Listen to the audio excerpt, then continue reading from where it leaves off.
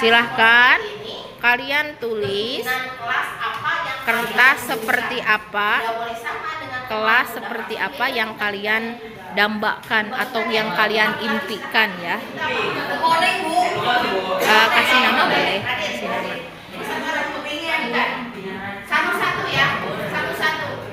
Silahkan kalian tulis kertas seperti apa, kelas seperti apa yang kalian dambakan atau yang kalian impikan ya.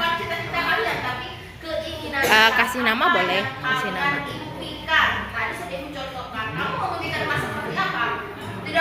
Silahkan kalian tulis kertas seperti apa, kelas seperti apa yang kalian dambakan atau yang kalian impikan ya. Kasih nama boleh, kasih nama. Silahkan kalian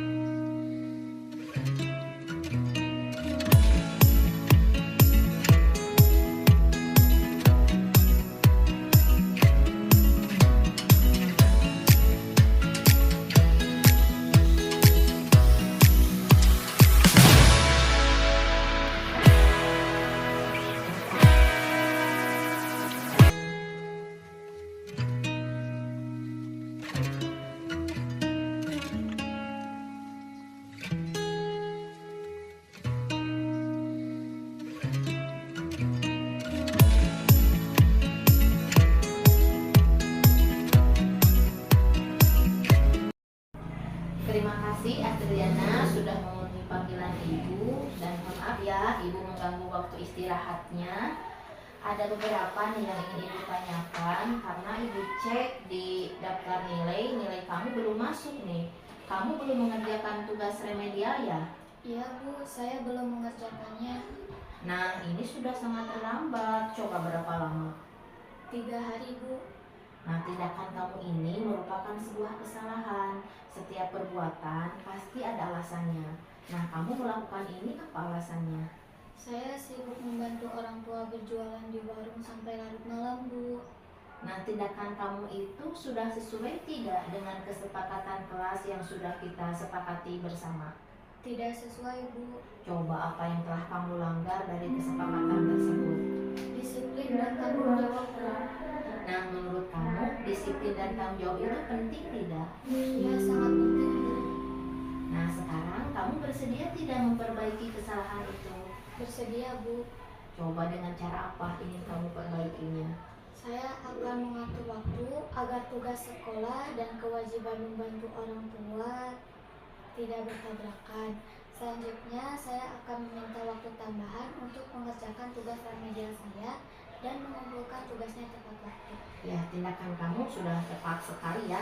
Ibu kasih waktu sampai besok. Jadi besok kamu harus mengumpulkan tugasnya. Terima kasih ya Asriana. Silahkan sekarang kembali ke kelas. Iya, Bu. Masro, Ibu dengar kamu berkelahi ya dengan Putri. Iya Bu, saya kesal sama dia. Apa yang kamu lakukan ke Putri? Saya memarahinya dengan suara keras sambil menggebrak meja. Nah, setiap perbuatan tentu ada alasannya. Kamu melakukan itu alasannya kenapa? Saya kesal Bu, karena dia suka membuli saya dengan mengatakan badan saya kurus. Nah, menurut kamu tindakan kamu itu sudah sesuai tidak dengan nilai kesepakatan kelas dan nilai-nilai kebajikan yang sudah kita pahami? Tidak sesuai Bu. Coba apa yang kamu langgar dari nilai kesepakatan kelas tersebut? Menghormati orang lain dan bersikap sabar. Nah, sekarang menurut kamu penting tidak dalam menjaga pertemanan itu? Iya, sangat penting Bu. Nilai kebaikan apa yang harus kamu lakukan saat kamu sedang marah? Saya harus dapat menahan emosi, sabar, dan tetap tenang. Nah, sekarang kamu bersedia tidak memperbaiki kesalahan itu? Bersedia Bu. Dengan cara apa? Saya akan belajar untuk lebih bisa mengendalikan emosi dan bersikap sabar. Kemudian jika ada teman yang membuli saya, maka saya akan melaporkannya ke wali kelas atau guru piket pada hari itu. Ya, betul sekali, tindakan kamu sudah tepat. Ibu harapkan kamu jangan mengulanginya lagi. Silahkan sekarang kamu minta maaf ke Putri dan silahkan kembali ke kelas. Baik, Bu.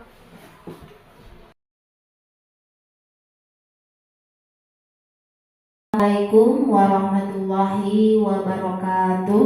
Waalaikumsalam warahmatullahi wabarakatuh. Yang terhormat Bapak Wakase Kurikulum, yang terhormat Ibu Wakase Kesiswaan, dan rekan-rekan guru yang hari ini menyempatkan hadir. Puji dan syukur marilah kita panjatkan kehadirat Allah Subhanahu wa Ta'ala, karena berkat rahmat-Nya lah kita pada kesempatan ini bisa hadir di acara diskusi tentang budaya positif di sekolah, dan semoga diskusi kita kali ini mendapatkan manfaat dan keberkahan. Amin ya robbal alamin. Sholawat beserta salam semoga tercurah limpahkan kepada junjungan Nabi kita, Nabi besar Muhammad Sallallahu Alaihi Wasallam, dan tak lupa kepada keluarganya, para sahabatnya, dan sampailah kepada kita selaku umatnya. Bapak dan Ibu guru yang saya hormati, sebelumnya saya mengucapkan terima kasih banyak atas kesempatannya dalam mengikuti diskusi kali ini. Sebelum memulai acara diskusi kali ini, sebelumnya saya meminta Bapak dan Ibu guru untuk berdiri. Kita akan menyanyikan Indonesia Raya.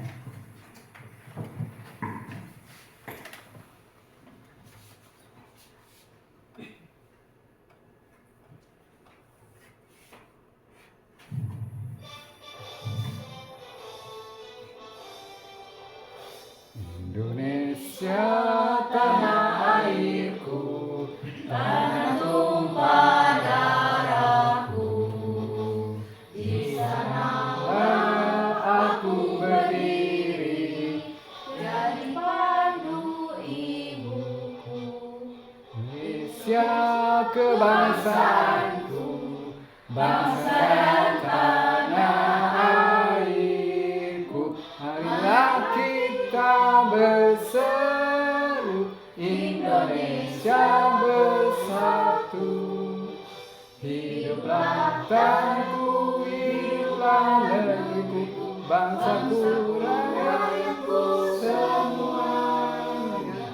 Bangunlah jiwanya, bangunlah badannya untuk Indonesia Raya. Indonesia Raya, merdeka, merdeka, tanahku, negeriku yang ku cinta. Indonesia Raya, merdeka, merdeka, hiduplah Indonesia Raya. Indonesia Raya, merdeka, merdeka, tanahku, negeriku yang ku cinta. Indonesia Raya, merdeka, merdeka, hiduplah Indonesia Raya. Silakan duduk kembali. Selanjutnya, sebelum ke acara selanjutnya, saya mempersilahkan kepada Wakase Kesiswaan yang mewakili kepala sekolah yang hari ini tidak bisa hadir, kepada Ibu Dewi Subekti, dipersilahkan.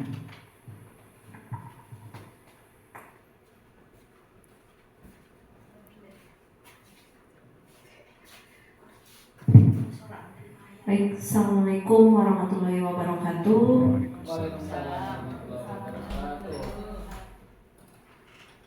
Alhamdulillahirrahmanirrahim. Puji syukur kehadiran Allah Subhanahu wa Ta'ala, kita bisa berkumpul di tempat ini dalam keadaan sehat walafiat.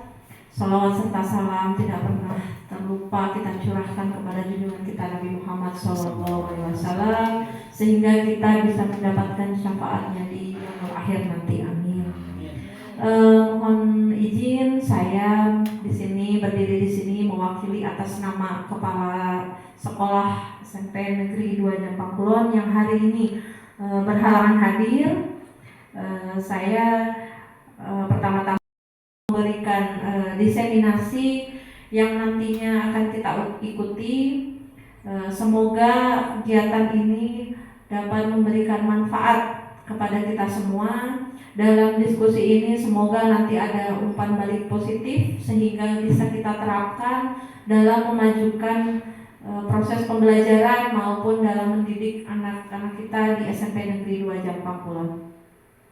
Yang selanjutnya, terima kasih kepada Bapak Ibu Guru yang telah menyempatkan waktu. Mari kita berikan dukungan penuh kepada Ibu Siti Saadah sebagai calon guru penggerak angkatan 11 sehingga nanti bisa lancar dalam menyelesaikan tugas-tugasnya sampai panen karya dan menjadi seorang GP atau guru penggerak. Selanjutnya mungkin ini saja yang dapat saya sampaikan ya. Semoga intinya pada siang hari ini tidak ada saling menggurui, tapi kita semua di sini sharing atau berbagi pengalaman apa yang sudah didapatkan oleh Ibu Siti Saadah dalam PGP Pendidikan Guru Penggerak, dan kita akan berbagi nanti dan mencoba mengambil apa yang bisa kita gunakan dalam pembelajaran sehari-hari. Cukup, terima kasih. Wassalamualaikum warahmatullahi wabarakatuh. Terima kasih kepada Ibu Dwi yang telah memberikan motivasi buat kita semua ya.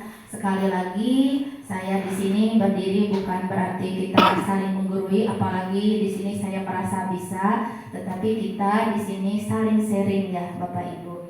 Baik Bapak Ibu, kembali ke topik yang akan kita bahas. Sebelumnya ada kesepakatan diskusi yang harus kita sepakati bersama. Yang pertama, seluruh peserta memiliki kesempatan untuk berpendapat. Sepakat tidak Bapak Ibu? Sepakat ya.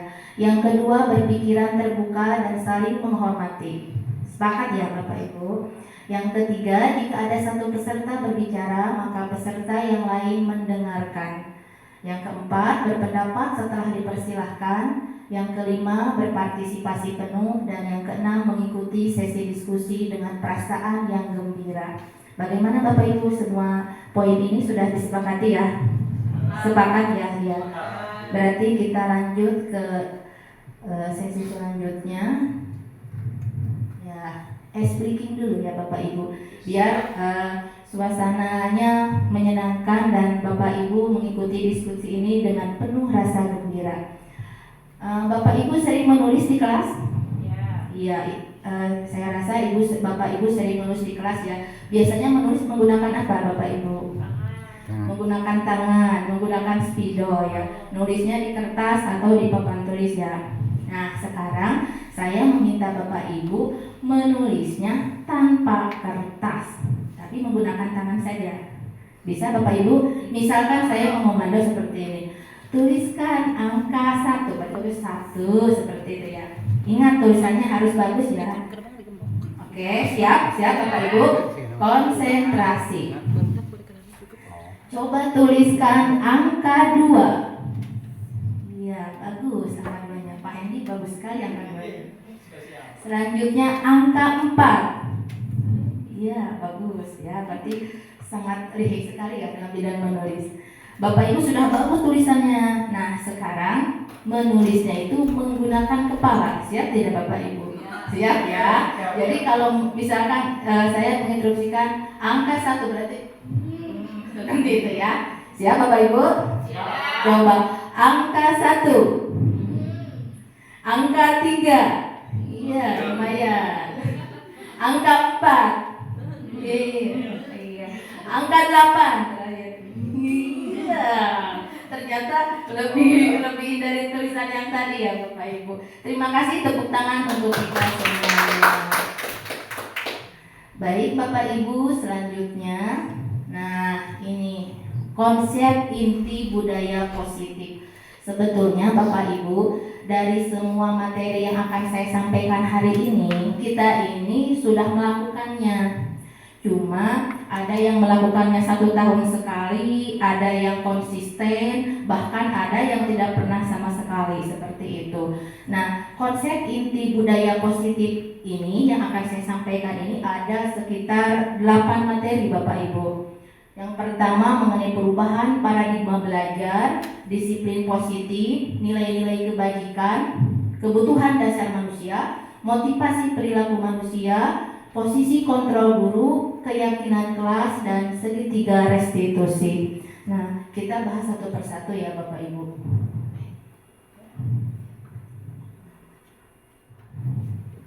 Nah, pembelajaran dengan paradigma baru. Sebagaimana kita ketahui bersama, kita menggunakan kurikulum apa Bapak Ibu? Merdeka. Kurikulum Merdeka. SMP Negeri 2 Jampoklon semua tingkatannya sudah menggunakan kurikulum Merdeka.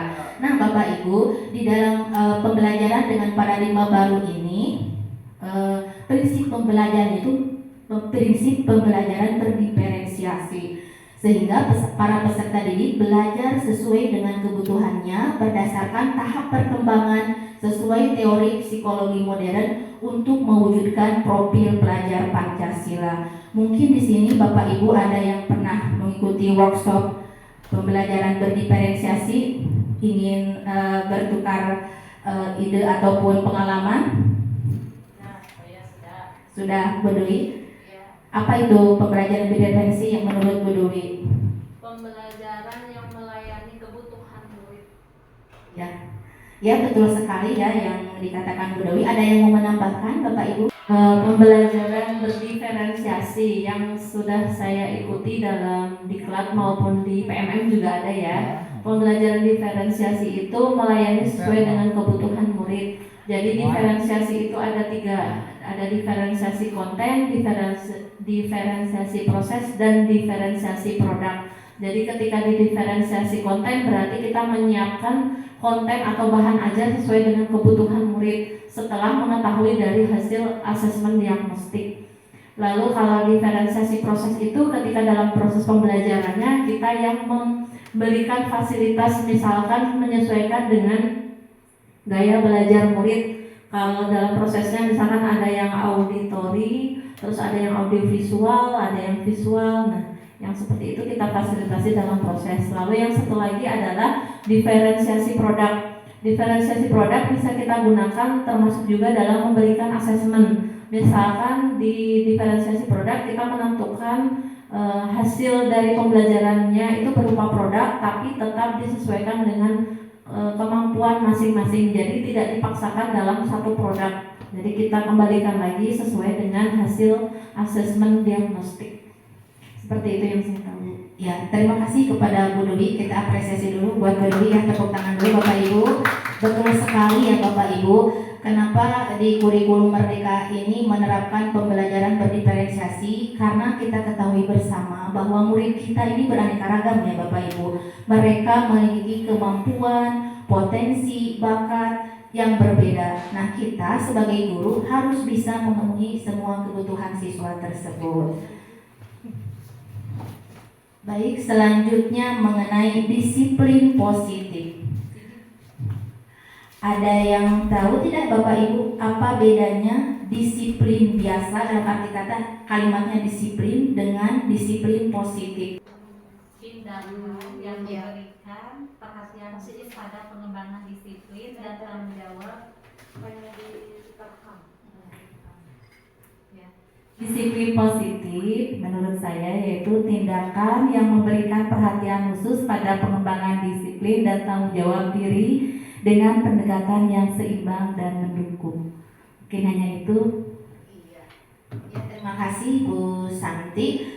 Saya menambahkan ya, betul yang dikatakan Bu Santi, bahwa disiplin dengan disiplin positif itu walaupun kalimatnya ada kalimat disiplin tetapi maknanya berbeda. Jadi kalau disiplin itu perilaku siswa atau tindakan yang dilakukan oleh siswa itu karena adanya motivasi eksternal. Jadi dia melakukan kegiatan ataupun berperilaku baik karena takut adanya hukuman, karena ada penghargaan, jadi ada motivasi eksternal. Kalau disiplin positif, siswa melakukan tindakan ataupun perilaku baik itu berdasarkan motivasi internalnya atau motivasi intrinsiknya. Ada dorongan kesadaran di dalam dirinya. Itu yang membedakan. Mari kita lihat secara keseluruhan apa itu disiplin positif.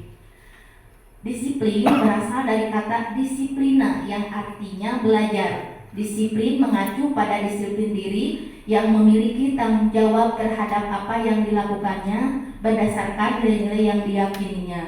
Nah, selanjutnya disiplin positif merupakan salah satu cara penerapan disiplin yang bertujuan untuk menumbuhkan kesadaran serta memberdayakan peserta didik tanpa imbalan, penghargaan atau reward, ancaman ataupun hukuman.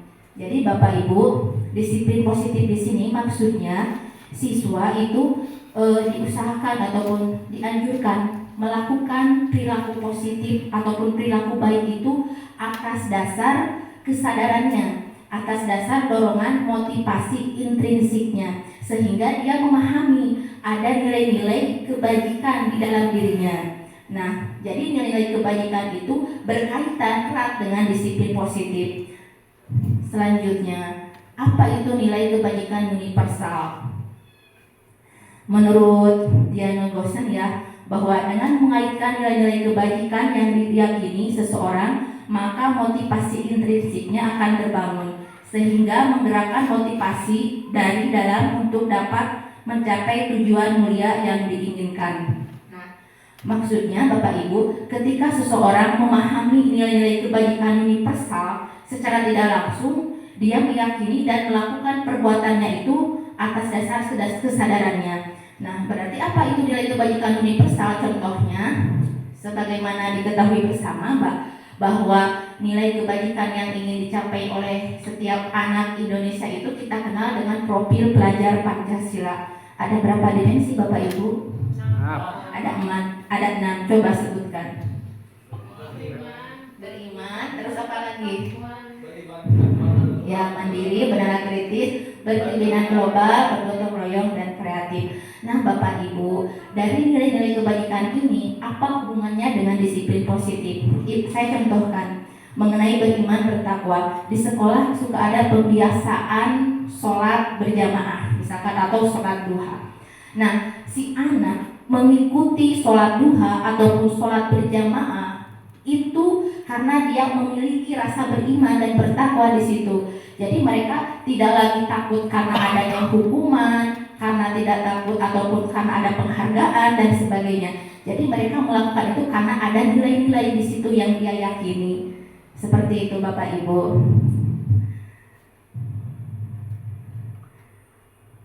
Nah, selanjutnya masuk ke kebutuhan dasar manusia. Bapak Ibu di sini memiliki kebutuhan tidak? Punya. Banyak sekali ya kebutuhan kita ini dan tentu berbeda. Kebutuhan kuliah apa kuliah? Hari ini kebutuhannya ekonomi, makan ya, karena sekarang menuju makan siang, itu adalah kebutuhan yang saat ini kita perlukan. Ternyata Bapak Ibu, anak didik kita juga ternyata memiliki kebutuhan dasarnya sebagai fitrah kita sebagai manusia. Apa saja kebutuhan dasar manusia? Kita lihat. Nah, langsung saja ke sini. Nah, yang pertama bertahan hidup Bapak Ibu. Contohnya perlunya makanan, pakaian, tempat tinggal, keamanan, dan kesehatan. Nah, anak didik kita juga di sekolah memiliki kebutuhan untuk bertahan hidup. Misalkan lingkungan kelas yang nyaman, yang bersih, terus lagi yang kokoh bangunannya, seperti itu. Terus yang kedua, kebutuhan kasih sayang dan rasa diterima. Contohnya rasa diterima, dipedulikan, berbagi, kerjasama, menjadi bagian dalam kelompok. Nah, siswa kita juga di sekolah memiliki kebutuhan yang ini Bapak Ibu, kasih sayang. Kita harus bisa memberikan kasih sayang kepada siswa dengan cara apa? Misalnya dengan cara kita peduli misalkan ketika anak mengerjakan tugas, kasih apresiasi, berikan sebuah misalkan kamu bagus sekali hasil tugasnya misalkan, jadi ada apresiasi yang diberikan oleh guru sehingga anak merasa kasih sayang itu terpenuhi seperti itu. Yang ketiga, penguasaan. Penguasaan itu misalkan harga diri, keinginan untuk dianggap, memimpin, berprestasi, diakui dan didengar. Kalau kegiatan kelas, biasanya kalau di kegiatan kelompok ada siswa yang ingin menonjol. Jadi kalau ada pertanyaan, dia yang ngomong, misalkan ketika presentasi dia lagi.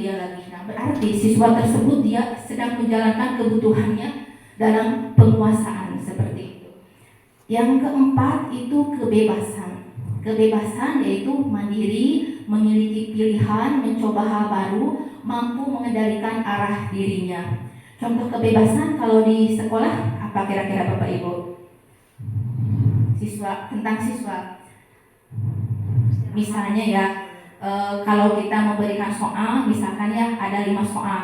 Siswa kadang tidak mau mengerjakan yang nomor 1, dia mengajukan lagu, saya pengen nomor 5 dulu gitu.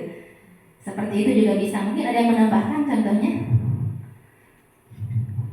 Contoh kebebasan ya dari siswa sebetulnya banyak sekali ya. Langsung saja ke kesenangan ya, yang kelima. Nah, yang kelima di sini bahwa siswa kita juga memiliki kebutuhan dalam hal kesenangan, yaitu contohnya bermain, humor, antusiasme, tertawa. Jadi mereka perlu dengan teman bermain, terus lagi bikin humor gitu, sehingga mereka bisa tertawa riang gembira seperti itu.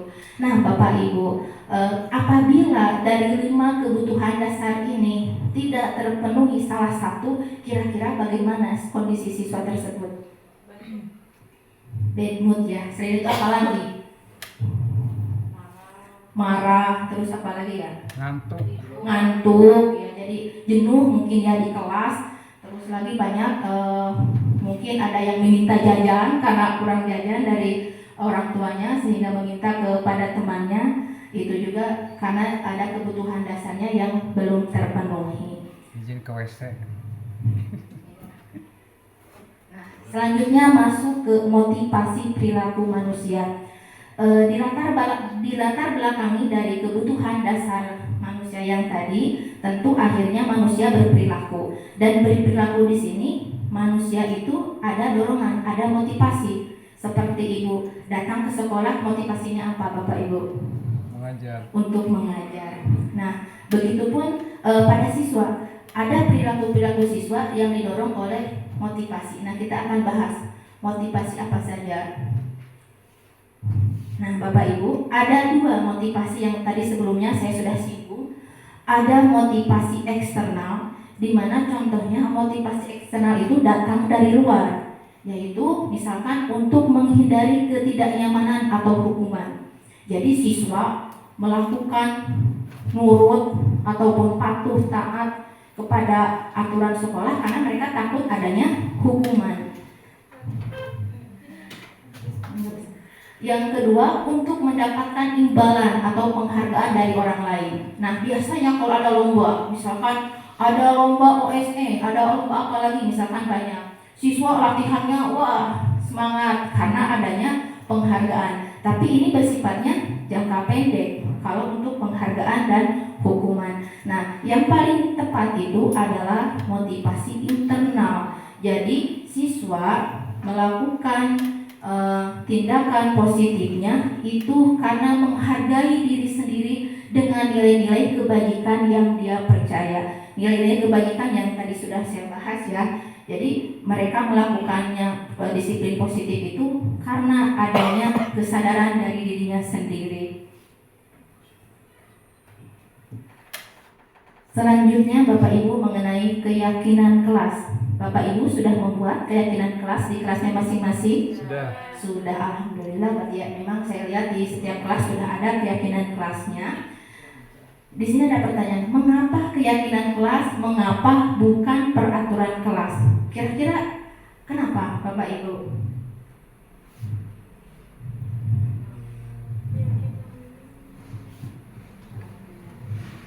Kalau keyakinan mungkin bersamaan dengan anak-anak ya, melibatkan. Ya. Kalau peraturan mungkin anak tidak dilibatkan. Ya betul Pak Ubay ya, itu salah satunya mengapa keyakinan kelas, mengapa bukan peraturan kelas. Kita bahas dulu mengapa harus keyakinan kelas. Nah ini karena keyakinan kelas itu yang pertama bersifat abstrak dan atau berupa pernyataan universal, artinya berupa pernyataan umum. tidak merintah. Misalkan gini, jangan membuang sampah sembarangan. Nah, itu tidak tepat. Yang tepatnya itu berarti misalkan menjaga kebersihan seperti itu. Jadi kalimat jangan-jangannya itu dibuang gitu. Kalimat negatifnya diganti oleh kalimat-kalimat positif. Selanjutnya dalam pembentukan keyakinan kelas itu, nah tadi sudah dibuat dalam pernyataan positif. Terus tadi sedikit saja agar mudah diingat. Jadi keyakinan kelasnya nggak bawain soal itu tidak perlu panjang lebar seperti itu, singkat, padat, dan jelas gitu. Selanjutnya sesuai dengan kondisi kelas dan sekolah sehingga mudah diterapkan.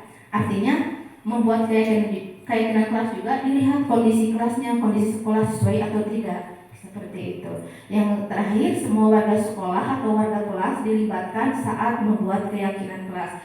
Jadi keyakinan kelas terbentuk itu bukan berdasarkan ide dari gurunya, tetapi atas kesepakatan bersama dengan siswa.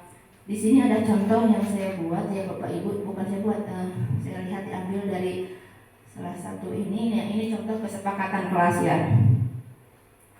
Contohnya itu tuh, datang tepat waktu, mengucapkan salam, menjaga kebersihan sekolah, berdoa sebelum dan sesudah kegiatan, aktif dalam pembelajaran. Seperti itu contoh keyakinan kelas. Nah Bapak Ibu, selanjutnya, nah ini mengenai hukuman atau konsekuensi. Coba Bapak Ibu kita cermati, ada soal di sini, ada 7 soal. Yang pertama ya Bapak Ibu, tentang hukuman dan konsekuensi yang Bapak Ibu sebelumnya pahami. Untuk yang pertama, mencatat 100 kali di dalam buku dengan kalimat saya tidak akan terlambat lagi karena terlambat ke sekolah. Menurut Bapak ini hukuman atau konsekuensi? Hukuman. Coba lihat kita jawabannya apa. Nah betul ya Bapak Ibu, ini hukuman. Yang kedua, lari mengelilingi lapangan basket 2 kali karena terlambat hadir di sekolah. Ini apa? Kita lihat ya, hukuman. Betul sekali Bapak Ibu. Yang ketiga, murid diminta untuk push up 15 kali karena tidak menggunakan masker ke sekolah. Coba kita lihat, hukuman. Betul sekali Bapak Ibu. Yang keempat, menggantikan kertas tugas teman yang telah dicoret-coret. Konsekuensi. Kita lihat, konsekuensi. Betul. Selanjutnya yang nomor 5, membersihkan tumpahan air di meja tulis karena tersenggol pada saat belajar. Apa? Konsekuensi. Kita lihat. Ya, betul sekali Bapak Ibu, konsekuensi. Yang keenam, meminta murid tidak mengenakan sepatu seharian di sekolah karena tidak mengenakan sepatu hitam. Apa jawabannya? Hukuman ya. Yang terakhir, lari mengelilingi lapangan basket 2 kali karena terlambat 10 menit. Lari mengelilingi lapangan basket 2 kali karena terlambat 10 menit untuk pelajaran PJOK. Konsekuensi. Kita lihat. Nah, konsekuensi betul Bapak Ibu. Nah, sekarang kita pahami apa bedanya hukuman, konsekuensi dengan restitusi. Untuk hukuman Bapak Ibu itu tidak terencana atau tiba-tiba. Selanjutnya, murid tidak tahu apa yang akan terjadi atau tidak dilibatkan atau bersifat satu arah, berupa hukuman fisik atau psikis. Biasanya hukuman itu spontan. Ketika siswa melakukan tindakan salah, guru langsung spontan dengan nadanya yang tinggi, biasanya berupa hukuman. Terus biasanya lebih kepada hukuman fisik atau psikis mereka. Misalkan ada siswa yang datang terlambat, disuruh lari dulu misalkan ke lapangan, langsung seperti itu berupa hukuman. Jadi hukuman itu kalau saya simpulkan itu dampak daripada aturan hukuman ya. Sekarang konsekuensi. Kalau konsekuensi terencana atau disepakati sesuai peraturan, murid tetap dibuat tidak nyaman. Yang ketiga, guru selalu memonitor murid. Nah, kalau konsekuensi ini, kalau saya pahami garis besarnya, konsekuensi itu dampak daripada sebuah kesepakatan atau keyakinan kelas. Tetapi di sini murid tetap saja tidak dibuat nyaman. Misalkan ada yang di kelas ngantuk, misalkan dia tidur. Ketika kita tegur kan misalkan silahkan kamu atau cuci muka, setelah itu misalkan dimasukkan ke jurnal misalkan, tetap kan siswa tidak merasa nyaman walaupun dikaitkan dengan kesepakatan kelas yang sudah dibuat sebelumnya.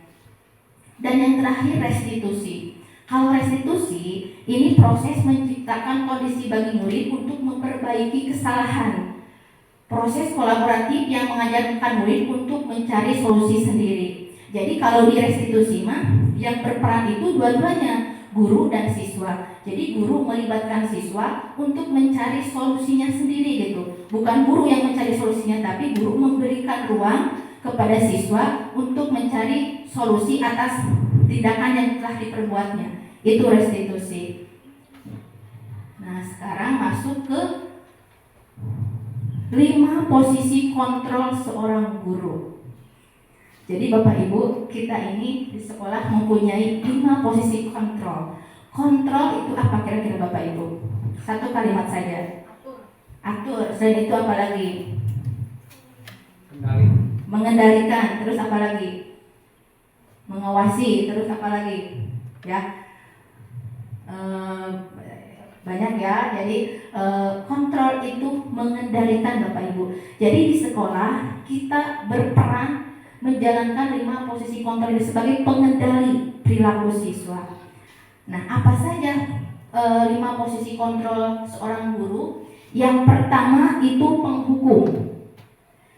Penghukum berarti kayak tadi, kalau penghukum itu seorang penghukum bisa menggunakan intervensi fisik maupun verbal. Adapun yang bisa dilakukan penghukuman biasanya menghardik, kayak tadi suaranya yang tinggi, setelah itu nadanya yang tinggi, kalimatnya juga biasanya kasar ya. Itu untuk penghukum. Molotov, nah, sampai seperti itu. Kalau yang kedua sebagai pembuat rasa bersalah. Nah, kalau posisi guru sebagai pembuat rasa bersalah, di sini guru suaranya akan lebih lemah lembut gitu. Bagaimana posisinya supaya si anak itu merasa bersalah, misalkan menunjukkan kekecewaan sehingga dalam hati anak, aduh karunyanya si ibu abis si ibu teh ketinggalan juga sedihun misalkan seperti itu. Jadi si anak secara tidak langsung merasa merasa bersalah. Selanjutnya yang ketiga itu sebagai teman. Nah, kalau sebagai teman bukan berarti ketemu guru hai misalkan green seperti itu, bukan. Tetapi di sini kita sebagai guru menggunakan bahasa teman agar mudah dipahami oleh si anak tersebut gitu, sehingga pendekatannya secara persuasif. Itu kalau posisi sebagai teman. Yang keempat sebagai pemantau. Nah, Bapak Ibu, kalau sebagai pemantau di sini kita mengawasi siswa. Misalkan kita mengawasi siswa, si anak tersebut kenapa tadi tidur di kelas misalkan. Berarti sebagai guru kita harus mengawasinya lagi, mengevaluasi kembali kenapa tidur di kelas, apa ada masalah dan sebagainya. Berarti posisi guru harus bisa mengawasi. Selanjutnya yang terakhir ini posisi manajer. Nah, posisi manajer berarti guru berbuat sesuatu bersama siswa, mempersilahkan siswa mempertanggungjawabkan perilakunya serta mendukung siswa agar dapat menemukan solusi atas permasalahannya sendiri. Jadi dari 5 posisi kontrol seorang guru tadi, manakah yang paling tepat Bapak Ibu? Manajer. Kenapa manajer? Nah, ini penjelasannya. Ya betul sekali Bu Dewi, karena kenapa dari 5 posisi kontrol ini guru mengutamakan lebih berperan sebagai manajer? Karena kalau manajer tadi guru memberikan ruang kepada siswa, mendukung siswa agar siswa tersebut menemukan solusinya sendiri gitu.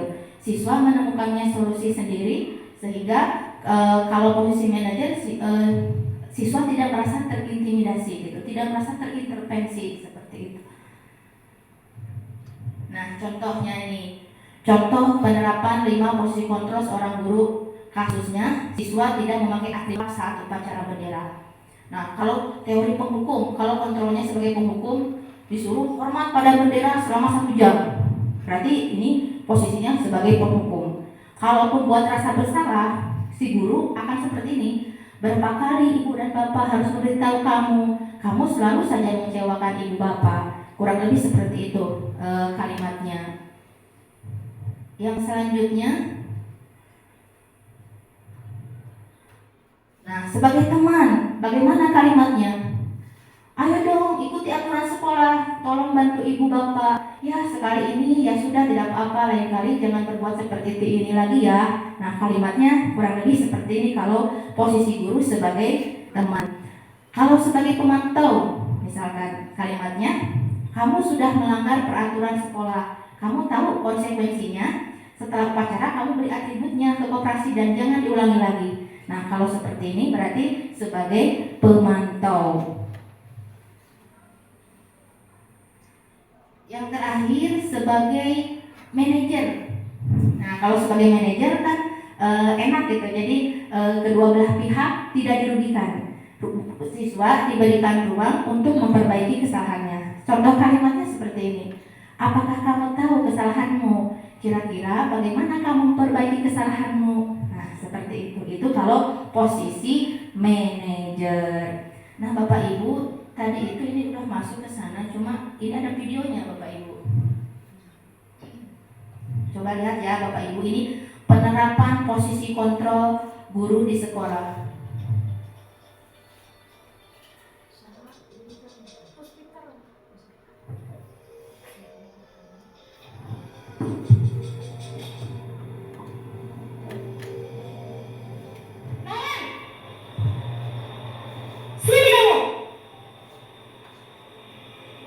Selamat pagi Bu. Ini penghukum. Selalu terlambat. Kamu deh pasti terlambat. Maaf Bu, saya Apa? Apa coba? Alasan kamu apa lagi? Kapan sih kamu tidak terlambat? Malas sekali ya kamu jadi anak. saya Dasar pemalas. Gak kapok-kapok sih kamu. Wah. Sudah berapa kali terlambat? Sana, kamu keliling lapangan basket 2 kali. kenapa saya harus ke lapangan basket Bu? Kenapa? Kamu malah ibu. Berani-beraninya jawab. Sudah terlambat, masih berani jawab nggak? Sekarang, keliling lapangan basket 5 kali sekalian. Biar kapok. Cepat, pergi sana ke lapangan basket. Posisi pembuat Dan merasa bersalah ini seperti ini percakapan.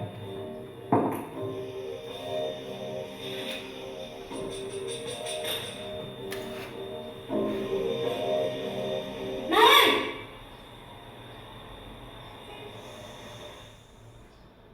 Selamat pagi Bu. Naren! Kamu kenapa terlambat lagi, nak? Ya Tuhan, Naren. Kamu senang ya bikin ibu susah ya? Kalau kamu terlambat lagi, nanti ibu yang ditegur bapak kepala sekolah, nak. Disangka ibu tidak bisa membina kamu. Duh, gimana ini? Maaf Bu. Duh, Gusti Naren. Kamu suka ya kalau ibu ditegur bapak kepala sekolah? Terus, sekarang ibu harus tulis apa ini di buku absen? Ini kamu sudah sering terlambat loh. Ibu harus apa coba? Maaf Bu. Maaf sekali. Ya sudah, lain kali jangan bikin ibu susah lagi ya nak ya. Ibu tidak akan kuat lagi kalau kamu begini terus. Bisa jantungan kalau ibu tegur bapak kepala sekolah. Sana cepat ke kelas. Maaf ya Bu. Maaf sekali. Posisi pembuat rasa bersalah berbicara dengan nada tenang. Posisi teman. Nah ini contohnya.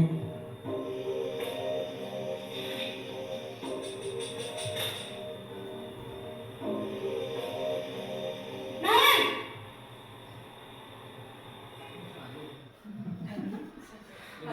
Ayo. Wah, sudah jam berapa ini nak? Terlambat lagi ya sayang. Iya Bu. Habis ibu saya belum membangunkan saya Bu. Kamu malah menyalahkan ibu kamu.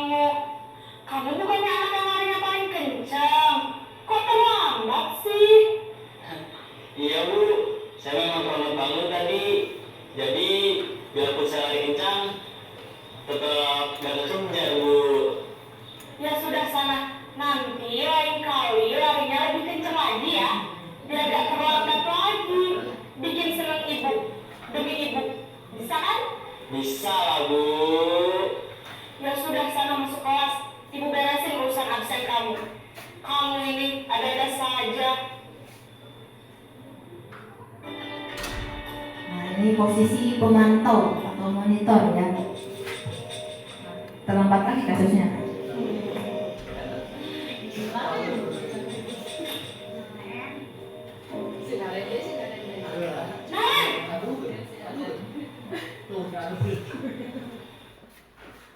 Maka Ibu, Naren, apa peraturan sekolah kita tentang jam berapa kita harus masuk sekolah, nak? kita harus di sekolah jam 7, Bu. Iya, betul. Sekarang sudah jam 7.20. Naren sudah tahu konsekuensinya jika terlambat hadir. Paham, Bu? Saya harus tinggal kelas pas jam istirahat selama 20 menit. Iya, benar. Konsekuensinya demikian. Jadi nanti jam 9.30 pas istirahat, kamu harus tinggal di kelas, kerjakan tugas tambahan untuk ketertinggalan kamu, ya? Baik, Bu. Terakhir posisi manajer. Nah, ini posisi yang seharusnya.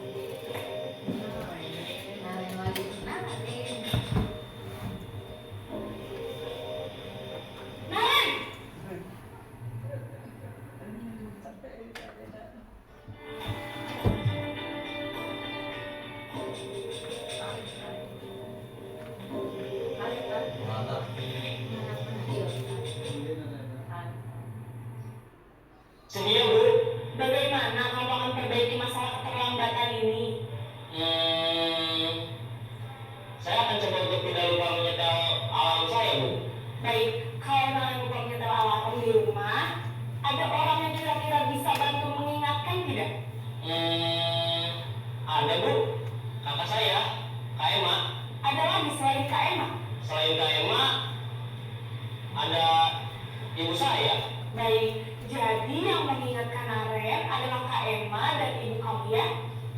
Kira-kira akan mulai setel alarm kapan nih, Naren? Setelah pulang sekolah, akan segera saya lakukan. Baik, jadi Naren akan setel alarm untuk bangun besok pagi dan akan diingatkan oleh kakak dan ibunda Naren, ya? Ada lagi yang mungkin perlu dilakukan, Naren? Agar tidak terlambat bangun lagi. Tidak ada, Bu. Baik, Naren. Terima kasih untuk kerjasama kamu. Sekarang kamu perlu kembali ke kelas untuk belajar. Ya, barusan Bapak Ibu sudah melihat video mengenai 5 posisi kontrol di sekolah. Bagaimana tanggapannya mengenai video tersebut? Ada yang mau menanggapinya?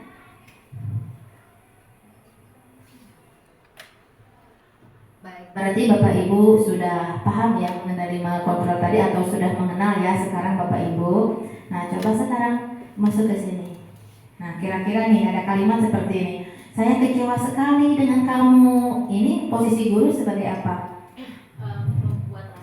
Pembuat rasa bersalah. Jadi sini kan guru mengelas, saya kecewa sekali dengan kamu. Berarti di sini posisi guru adalah sebagai pembuat merasa bersalah. Yang selanjutnya, kamu tidak pernah benar melakukannya.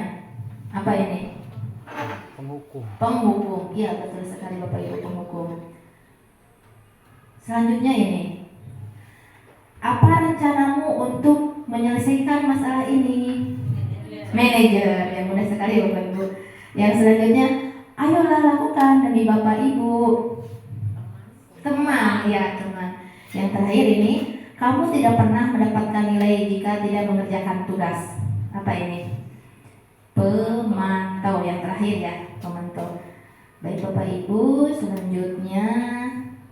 Nah, jadi dari 5 kontrol ini Bapak Ibu, sebetulnya kita sudah menjalankan ya ke 5 kontrol tersebut. Cuma untuk menciptakan disiplin positif agar terciptanya budaya positif, berarti kita harus menjalankan peran yang kelima, yaitu sebagai manajer.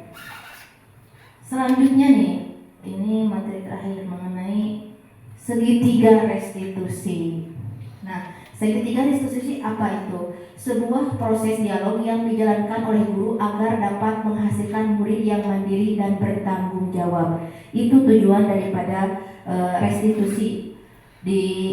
Diinikan dengan segitiga restitusi. Jadi segitiga restitusi ini dijalankan ketika siswa melakukan sebuah pelanggaran. Jadi apa tahapannya dari segitiga restitusi itu? Yang pertama, menstabilkan identitas.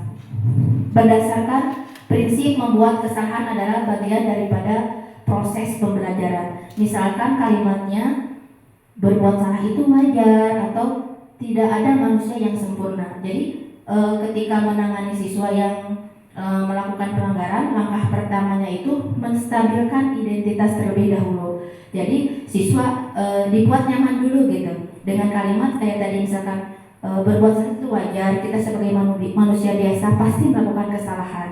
Jadi siswa nyaman dulu gitu ya. Selanjutnya yang kedua yaitu validasi tindakan yang salah. Berdasarkan prinsip setiap perilaku berupaya memenuhi suatu kebutuhan tertentu. Contoh kalimatnya misalkan seperti ini. Kamu pasti punya alasan mengapa melakukan hal itu.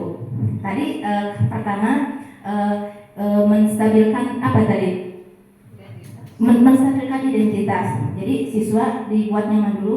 Wajar kamu melakukan itu, sebagai manusia pasti pernah melakukan salah. Kan enak tuh ya, siswanya sudah enak dulu gitu.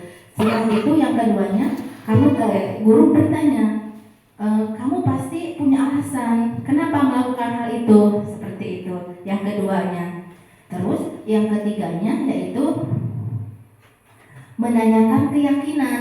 Nah, menanyakan keyakinan, misalkan menanyakan kayak kan kita sudah membuat keyakinan kelas yang sudah kita buat ataupun keyakinan sekolah yang sudah kita buat. Nah, di level ketiga ini kita menanyakan apa keyakinan kelas kita. Nah, kita menanyakan ke anak, misalkan dia datang terlambat ke sekolah, misalkan seperti Sinaren tadi. Otomatis yang tahapan yang ketiga itu menanyakan apa keyakinan kelas kita. Si anak pasti menjawab, oh Bu, saya melanggar keyakinan kelas yang sudah kita buat. Harusnya saya datang tepat waktu misalkan. Nah, jadi di dalam segitiga restitusi ini si anak diberikan ruang agar anak sendiri itu yang menyelesaikan masalahnya. Jadi dia yang menciptakan solusi, bukan datang dari guru solusi tersebut gitu. Nah, yang selanjutnya ini contoh penerapan segitiga restitusi yang sudah saya lakukan Bapak Ibu.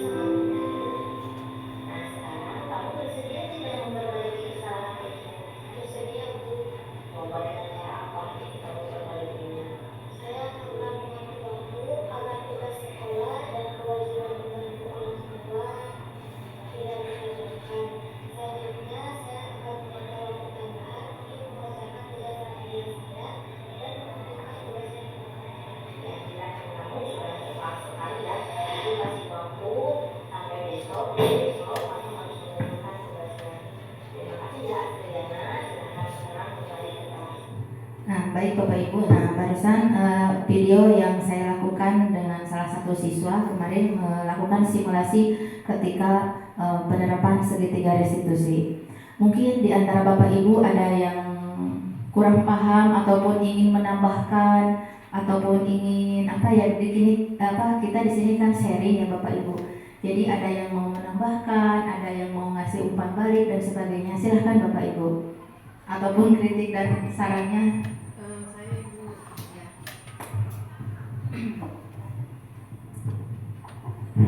Assalamualaikum warahmatullahi wabarakatuh.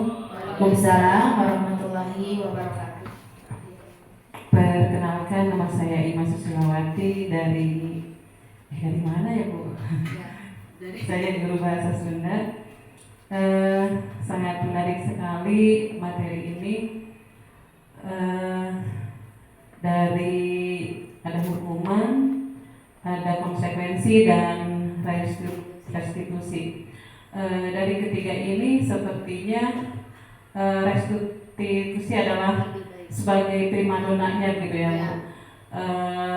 Bahwa segala kalau ada anak yang melakukan pelanggaran itu dengan restitusi.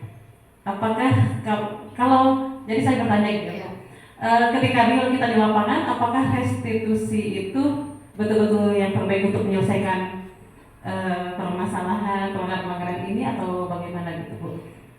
Apakah kita juga boleh menggunakan konsekuensi atau hukuman gitu di ketiganya itu, atau hanya restitusi saja? Itu saja pertanyaan dari saya. Assalamualaikum warahmatullahi wabarakatuh. Waalaikumsalam warahmatullahi wabarakatuh. Terima kasih Bu Imas atas pertanyaannya, dan pertanyaannya sangat luar biasa sekali ya Bapak Ibu. Jadi kita bahas dulu mengenai motivasinya dulu gitu. Jadi menurut Ki Hajar Dewantara, ketika siswa tidak bisa melakukan disiplin positif berdasarkan motivasi intrinsiknya atau berdasarkan kesadaran dari pribadinya, maka dibutuhkan motivasi eksternal. Tetap Bapak Ibu, hukuman dan konsekuensi itu harus ada sebetulnya. Karena kenapa? Karena kan tidak semua siswa kita menyadarinya kan Bapak Ibu. Ketika melakukan sesuatu, tidak semua siswa kalau sadar semuanya tuh mungkin tidak ada restitusi dan sebagainya ya, kalau sudah sadar semuanya Mbak. Nah, kalau siswa tersebut masih tidak muncul motivasi intrinsiknya, maka tadi dibutuhkan hukum ataupun konsekuensi dan hukuman yang sesuai gitu ya Bapak Ibu, seperti itu. Nah, mengenai pertanyaan tadi, apakah setiap pelanggaran itu diselesaikan dengan restitusi? Nah, pertanyaan sangat menarik sekali. Tidak Bapak Ibu, tidak semua pelanggaran bisa diselesaikan dengan restitusi. Kenapa? Karena ada pelanggaran yang berat.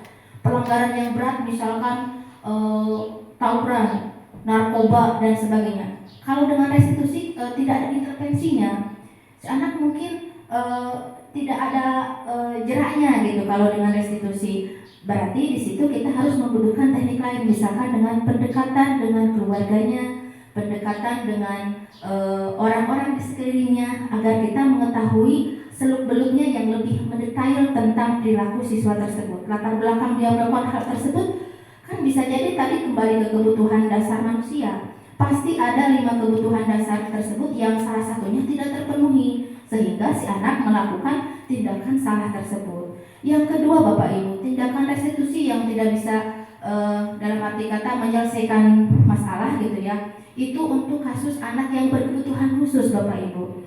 Anak yang berkebutuhan khusus itu jangankan muncul motivasi intrinsiknya, dia sendiri ada gangguan di dalam dirinya gitu. Berarti misalkan ada yang melakukan tindakannya itu karena misalkan ada faktor gen ya, ataupun faktor dari keluarganya, maka restitusi di sini berarti harus disertai dengan pendekatan kembali dengan keluarganya, dengan latar belakang ataupun orang-orang di sekeliling anak tersebut, seperti itu. Jadi kalau kita lihat ini di sini ada, saya sudah mencari PPT-nya nih, bahwa segitiga restitusi itu tidak harus bukan menyelesaikan masalah gitu. Dalam arti kata tidak semua masalah diselesaikan dengan segitiga restitusi.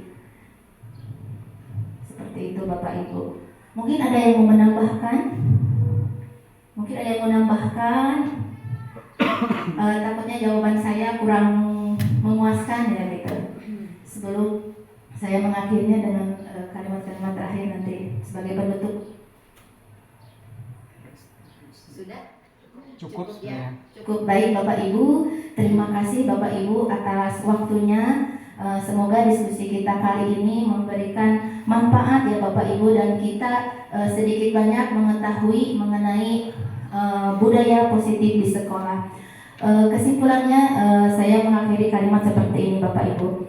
Jadi disiplin positif itu harus muncul atas dasar motivasi intrinsik dari siswa tersebut. Jadi mereka melakukan perbuatan baik itu atau perbuatan positif atas dasar kesadarannya. Maka untuk menciptakan disiplin positif, bukan disiplin saja, guru harus menerapkan sebagai tadi posisi guru sebagai manajer ketika menyelesaikan masalah dengan restitusi, dan guru juga memahami kebutuhan-kebutuhan dasar siswa sehingga kita bisa melakukannya sesuai dengan filosofi Ki Hajar Dewantara. Baik Bapak Ibu, sebelum diakhiri pertemuan kita kali ini, kita melakukan refleksi terlebih dahulu. Mungkin dari Bapak Ibu ada yang mau melakukan refleksi, silahkan. Pak Hendi, silakan. Baik Pak Hendi, mangga Pak Hendi. Ayo semangat Pak Hendi. Terima kasih. Assalamualaikum warahmatullahi wabarakatuh. Mungkin tanggapan atau refleksi dari saya, materi yang disampaikan sangat luar biasa. Banyak penambah ide-ide atau wawasan baru, terutama untuk saya pribadi dalam menangani kasus-kasus atau masalah yang sering terjadi di sekolah, terutama mungkin di dalam kelas pada saat KBM berlangsung. Kemudian dengan mengikuti materi dari Ibu, sangat muncul atau bisa saya terapkan untuk memperbaiki proses pembelajaran yang saya lakukan kelas dengan menerapkan yang tadi Ibu sampaikan, ada antara konsekuensi, hukuman, dan restitusi. Mungkin dari ketiga itu bisa diambil salah satu untuk memperbaiki proses pembelajaran, terutama untuk saya pribadi. Mungkin itu saja. Terima kasih. Assalamualaikum warahmatullahi wabarakatuh. Ya, terima kasih Pak Hendi sudah melakukan refleksi. Terakhir sebelum ditutup, karena tadi dibuka dengan berdoa, berarti kita akhiri dengan berdoa kembali ya. Marilah kita membacakan doa wal asri. Bismillahirrahmanirrahim. Wal asri.